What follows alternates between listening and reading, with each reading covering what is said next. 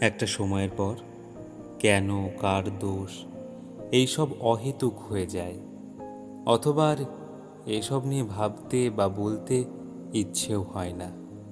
প্রয়োজনটাই শেষ হয়ে যায়। আমরা বুঝে যাই সব প্রশ্নের উত্তর নেই, সব উত্তরের প্রয়োজনও নেই। অনেকটা কষ্ট পাওয়ার পরে মানুষের কষ্ট বহন করতে ক্লান্তি আসে। নতুন করে সে সব আর গায়ে লাগে না। মুভ অন করা শিখতে শিখতে আমরা আসলে আত্মবিস্মৃতিও শিখে যাই।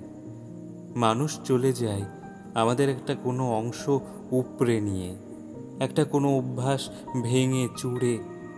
আমরা উন্নতি করি, ভালো থাকি, তারাও সকলেই ভালো থাকে। শুধু একটা সময় হারিয়ে যায়। কেউ অনেকটা বলে আর কেউ কিছুই বলে না।